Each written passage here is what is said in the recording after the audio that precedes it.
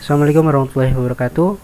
Perkenalkan, saya Ignatius Prananda dengan NIM 21101006 dari kelas S1TT09A.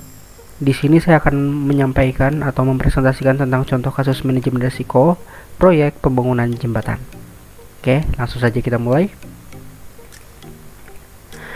Sebuah perusahaan konstruksi sedang mengelola proyek pembangunan jembatan baru yang melintasi sungai di sebuah kota. Dalam proyek ini terdapat beberapa risiko yang perlu dikelola. Berikut adalah beberapa contoh risiko yang mungkin muncul dalam proyek pembangunan jembatan, serta langkah-langkah manajemen risiko yang dapat diambil. Yang pertama adalah risiko geoteknik, yang kedua adalah risiko perubahan desain, yang ketiga risiko kesiapan logistik, dan yang keempat risiko keuangan.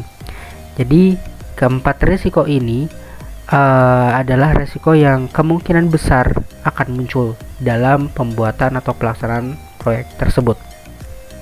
Oke, langsung saja kita bahas tentang risiko geoteknik. Tanah di sekitar sungai bisa memiliki karakteristik yang berbeda-beda, seperti kekuatan dan stabilitas yang rendah. Hal ini dapat mempengaruhi konstruksi fondasi jembatan.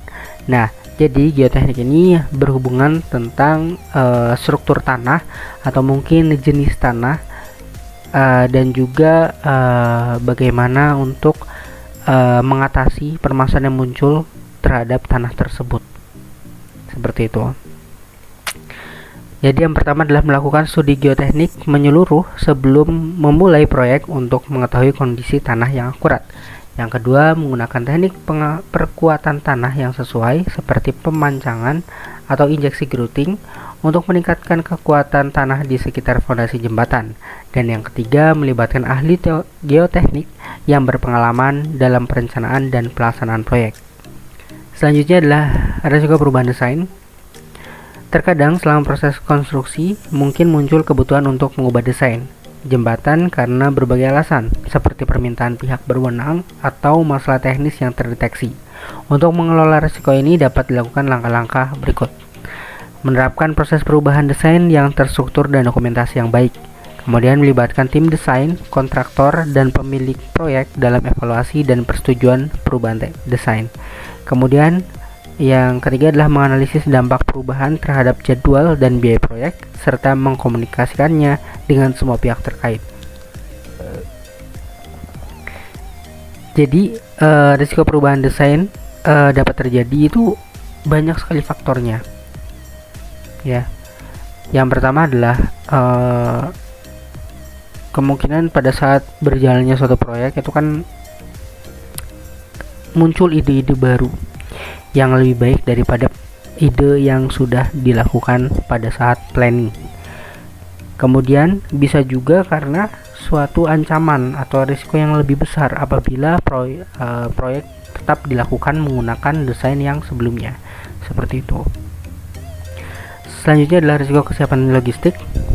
Proyek pembangunan jembatan memerlukan pengadaan bahan material, peralatan, dan sumber daya manusia yang cukup.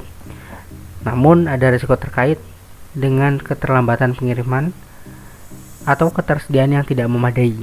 Nah, jadi logistik ini erat kaitannya dengan alat dan bahan yang digunakan, terus juga sumber daya manusia yang terlibat dalam pengerjaan suatu proyek. Oke, beberapa tindakan manajemen risiko yang dapat diambil adalah memastikan perencanaan logistiknya matang, termasuk memperkirakan kebutuhan material dan peralatan yang diperlukan. Kemudian menjalin hubungan yang baik dengan pemasok untuk memastikan pengiriman tepat waktu. Kemudian memiliki rencana cadangan jika terjadi keterlambatan pengiriman atau masalah logistik lainnya. Oke, yang terakhir adalah risiko keuangan. Proyek pembangunan jembatan dapat menghadapi risiko keuangan seperti biaya melebihi anggaran yang telah ditetapkan. Jadi risiko keuangan ini itu risiko yang berkaitan apabila pengeluaran suatu proyek itu melebihi anggaran yang telah ditentukan sebelumnya. Seperti itu. Langkah yang dapat diambil meliputi melakukan estimasi biaya proyek yang hati-hati dan mempertimbangkan risiko-risiko yang mungkin terjadi. Kemudian memantau anggaran proyek secara teratur dan melakukan tindakan perbaikan jika terjadi penyimpangan. Dan yang ketiga adalah mengidentifikasi potensi risiko finansial seperti fluktuasi harga material atau perubahan kebijakan pemerintah dan merencanakan tindakan mitigasi yang sesuai. Oke. Dan kesimpulannya adalah dalam setiap kasus penting untuk melibatkan tim yang kompeten, memantau risiko secara terus-menerus, dan memiliki rencana cadangan untuk mengatasi situasi tak terduga yang mungkin muncul. Seperti itu.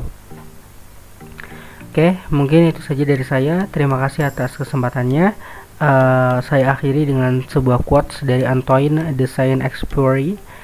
A goal with a plan is just a wish, ya. Jadi sebuah tujuan tanpa adanya rencana hanyalah sebuah harapan. Terima kasih. Mohon maaf apabila ada kesalahan. Wassalamualaikum warahmatullahi wabarakatuh.